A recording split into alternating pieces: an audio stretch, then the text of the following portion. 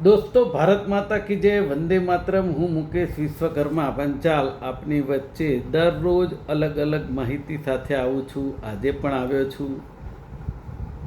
આજે એક જ મુદ્દો છે, પણ સૌપ્રથમ વિશ્વાસઘાતથી બચવું એ આપણો મૂળ મંત્ર છે. અને સમાચાર એવા છે કે સૌપ્રથમ વાત કરીએ વરસાદની, તો વરસાદ આવે તે કુદરતની મહેરબાની અને આપણે સૌને રાહતના સમાચાર કહી શકાય. પરંતુ દેશ વિદેશમાં અને આપણા દેશમાં અને રાજ્યમાં વ્યવસ્થા એવી હોય કે વરસાદ આવે અને પ્રજા ઓછી પરેશાન થાય એ પ્રકારનું આગોતરું આયોજન થાય, એને પ્રી મોન્સૂન પ્લાન કહી શકાય. આટલું ગુજરાતીમાં દરેક લોકો સમજી શકતા હશે, ખાસ કરીને આપણી ગુજરાતની જનતાને કહેવામાં. હવે રોજે રોજ આપણે ટીવી, મીડિયા, સોશિયલ મીડિયા, એમાં 30 વર્ષથી ભારતીય જનતા પાર્ટીની આ ગુજરાતમાં સરકાર ચાલે, એમની કોર્પોરેશન હોય છતાં પણ એ લોકો ડંકો એવો વગાડે કે અમારાથી સારું કામ કોઈ કરી જ ના શકે એવું અમે કરી રહ્યા છીએ. સૌ પહેલાં તો આજે 31 જુલાઈ છે. ગઈકાલે જે વરસાદનો બીજો રાઉન્ડ અને ખૂબ મોટી આગાહીઓ છે અને કરી હતી કે ભાઈ વરસાદ ખૂબ પડવાનો છે. ગઈકાલે ગુજરાતના ડીઓ કચેરી દ્વારા બધી જગ્યાએ સ્કૂલો પણ કેટલાક જિલ્લાઓમાં બંધ કરવાનો આદેશ રાખ્યો. ખૂબ તકેદારીના પગલાં લીધા. એના માટે સરકારના જે કોઈ અધિકારીને આ સૂઝ્યું એ બદલ, જે નેતાને સૂઝ્યું એ બદલ એમને ખૂબ ખૂબ અભિનંદન. હવે વાત એ છે કે જે ગુલમાંગો મારે છે જે નેતાઓ, ખોટે ખોટા આવીને કે 1-2 કલાકમાં પાણી ઉતરી જાય છે, તો મારી સાથે આવે કે અમદાવાદ, ભાવનગર, સુરત અને બરોડા, આ 4 જગ્યાએ કેટલી એવી જગ્યાઓ છે જ્યાં પાણી ઉતર્યું નથી. અમદાવાદથી સૌરાષ્ટ્ર તરફ જતા રસ્તા ઉપર ચાંગોદર પાસે, ચાંગોદરથી બાવળા જતા એક ટ્રક જઈ શકે એવો જ રસ્તો છે ને, એ પણ પાણીમાં જ જવાનું. અને પાછળ મસ્ત મોટી લાઈનો લાગી હોય, પેટ્રોલ ડીઝલ વિપુલ પ્રમાણમાં બરબાદ થતું હોય, પણ અઠવાડિયું થઈ ગયું વરસાદ પડે, આ પાણીનો નિકાલ કરવામાં આ સરકાર નિષ્ફળ નીવડી છે.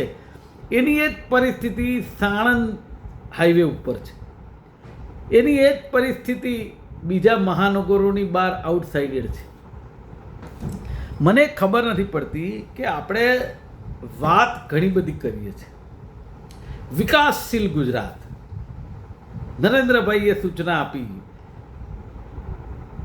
હર્ષભાઈએ કામ કર્યું, ભૂપેન્દ્રભાઈએ સૂચના આપી, બધું સાચું. આપણા મેયર હિતેશભાઈ નવા અમદાવાદના છે, એ તો પાણીમાં ઉતર્યા હતા, ખૂબ સાચી વાત છે. પણ ભારતીય જનતા પાર્ટીના પ્રવક્તાઓ એવી વાત કરે, કોંગ્રેસ ક્યાં? મેં તો હમણાં એક પેલા મીડિયામાં જોયું, પેપરમાં, ત્યારે ખબર પડી કે જે રીતે હિતેશભાઈ બારોટ બહાર પાણીમાં હતા, ત્યાં જ કોંગ્રેસના કાર્યકર્તા એમની સામે હતા જે રજૂઆત કરતા નજરે પડ્યા હતા. બંને પાણીમાં હતા. તો પછી આપણે એકબીજાને ક્રિટિસાઇઝ કે દોષારોપણ કરવાની જરૂર નહીં. આજે વાત મારી એવી છે કે જે રીતે તકેદારીના પગલાં રૂપે ડીઈઓ કચેરી દ્વારા શાળા કોલેજો બંધ કરી દેવામાં આવી, એ ખૂબ સારું કર્યું. અને જે રીતે સૌને કહેવામાં આવ્યું કે કામ વગર બહાર ન નીકળે. હવે આ સવાલ કેવો છે કે આ ક્યારે કહી શક્યા?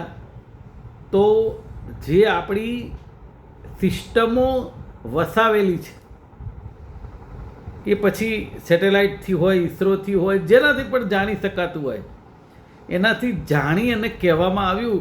લગભગ 80થી 90% સાચું પડે, 10% ખોટું પણ પડે. અને આ પગલાં લેવામાં આવ્યા ગુજરાતભરમાં, અનેક જિલ્લામાં. ખૂબ સારી બાબત છે. મને એમ થાય છે કે સુરતની અંદર જે ખાડીપુર આવ્યું અને તારાજી થઈ, લગભગ હું માનું છું કે 5થી વધારે કરોડ, 5,000થી વધારે કરોડ રૂપિયાનું નુકસાન જાનમાલનું પ્રજાનું સુરતમાં થયું. એ જ રીતે અમદાવાદની અંદર પેકેજ પણ જાહેરાત કરવાની વાત કરી છે અને તારાજી થઈ. અને હજી આજે અમદાવાદમાં તો બોપલ, ઘુમા, સેલા વિસ્તારની કેટલી સોસાયટીઓ પાણીમાં છે કે ક્યાંક 1 ફૂટ છે, ક્યાંક 6 ઇંચ છે, ક્યાંક 2 ફૂટ છે. કેટલાક લોકો ઘરની બહાર નથી નીકળતા. એ લોકોના અનાજ, પાણી બધું સડી ગયું છે. અહીં વાત એ છે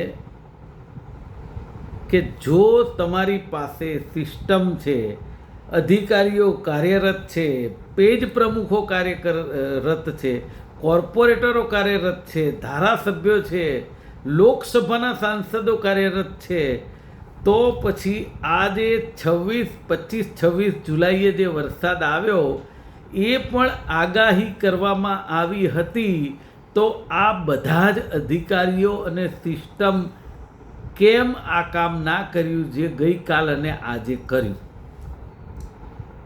શું આપણે 500 કરોડ કે 1000 કરોડનું પેકેજ પ્રજાને આપી દઈએ એટલે આપણે છૂટી જઈએ?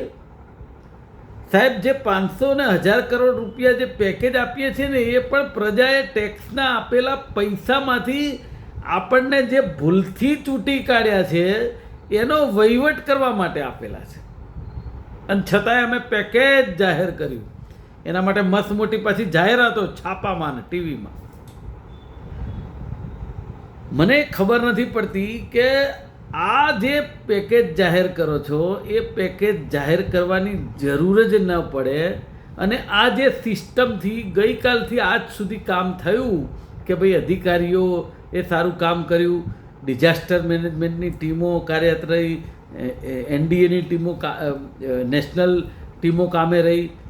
પણ મારું કહેવું એવું છે કે જે નેશનલ ડિઝાસ્ટર છે અને સ્ટેટ ડિઝાસ્ટર ટીમો છે, આ બધું તો એક આપણી પાસે છે જ અનાદિકાળથી, આઝાદી થઈ ત્યારથી. અને એ તો બિચારા મિલિટરી હોય કે એ ટીમો હોય, એ તો તમે ના છેલ્લે કંઈ કરો આગોતરું આયોજન, તો જ્યારે તારાજી થાય તો બિચારી એ ટીમો જ કામ લાગે છે. એવા સરકારના કોઈ રાષ્ટ્રપતિ શાસન હોય ને તો પણ એ જ કામ કરે છે. એમાં કોઈ ક્યાંય કોઈ સરકારની કોઈ આગોતરા આયોજનનો ભાગ ન કહેવાય એને. હા, જે ખાડીપુર સુરતમાં આવ્યું, જે અમદાવાદમાં તારાજી થઈ, તે એ જે આગાહી હતી વરસાદની એના અઠવાડિયા પહેલાં જે કેચપીટો 80,000થી વધારે સાફ કરી છે એવો દાવો કરે છે, જે ખોટો છે, એને જો ફરીથી રીસફલ કરીને સાફ કરી હોત તો હું માનું છું કે એક ધારો વરસાદ પડે. આ વખતે હમણાં કોઈક એમના ભાજપના નેતા બોલ્યા 25 ઇંચ વરસાદ પડ્યો. હવે 25 ઇંચ તો પડ્યો જ નથી. એટલે એટલા બધા જુઠ્ઠાણા ફેલાવે છે જેની કોઈ વાત નથી. 12થી 13 ઇંચ વરસાદ પડ્યો જે દિવસે આ તારાજી થઈને એના ટોટલમાં બીજે દાડે ન્યૂઝમાં, દરેક ચેનલમાં અને ન્યૂઝપેપરમાં હતું. તો આપણે ડબલ કરીને શું કરવા બોલવાનું?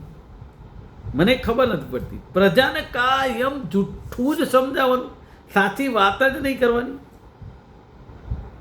તમે અમદાવાદથી સૌરાષ્ટ્ર જાઓ સાહેબ, તમે બાવળા, બગોદરા સુધી તો પાણી પાણી પાણી પાણી પાણી, બે બાજુ તો પાછા ખેતરો છે. તો નિકાલની વ્યવસ્થા 30 વર્ષ સુધી કરી જ નથી શક્યા. હજી GIDCઓમાં પાણી, લોકોના ધંધા રોજગાર બંધ, કેવી રીતે ચાલે? અને આ કોઈ 1 વર્ષનો પ્રશ્ન છે? ના, દર વર્ષે આની આ જ માથાકૂટ. કોઈ જાતનું પ્લાનિંગ જ નહીં આપણી પાસે. તમે જો અમદાવાદ રાજકોટ હાઈવે છેલ્લા 25 વર્ષથી સાહેબ કામ ચાલુ છે, વિકાસની ગતિએ છે. ક્યારેય તમે સડસડાટ રાજકોટ આ 25 વર્ષમાં નથી ગયા. અને આજે તો પરિસ્થિતિ એવી છે, કેટલીક જગ્યાએ રોડ સારો છે, કેટલીક જગ્યાએ રોડ તૂટી ગયો છે. અને જે રોડ સારો છે એમાં દર 10 કિલોમીટરે એવો ખાડો આવે કે તમે હાથ થઈને જો સ્પીડ વધારી તો તમારી એક્સલ તૂટી જાય ગાડીની. મને એમ થાય છે કે આ હું કહું છું મુખ્યમંત્રી નહીં જતા હોય એ હેલિકોપ્ટરમાં જાય, ડેપ્યુટી મુખ્યમંત્રી નહીં જતા હોય હેલિકોપ્ટરમાં જાય, આપણા લોકલાડીલા પ્રધાનમંત્રી નહીં જતા હોય, પણ એની નીચેના ધારાસભ્યો તો જાય છે, કોર્પોરેટરો તો જાય છે, પેજ પ્રમુખો તો જાય છે. આ બધા શું આંખો બંધ કરીને જાય છે? કોઈ સરકારને કહી ના શકે? અને ક્યાં સુધી ચાલે આવું? પાછા એ ભાઈ હમણાં મને કે 15 કલાક પહેલાં પાણી ભરાઈ રહેતું હતું, 30 વર્ષ પહેલાંની વાત કરે.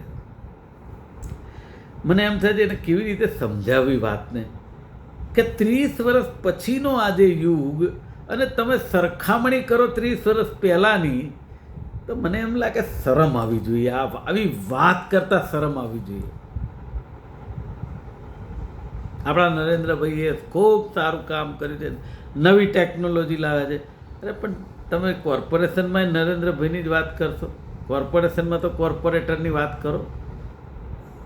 આપણે માનીએ કે અમદાવાદના કોર્પોરેટર હિતેશભાઈ બારોટ સારી મહેનત કરે, પણ નીચેની ટીમ શું કરે છે?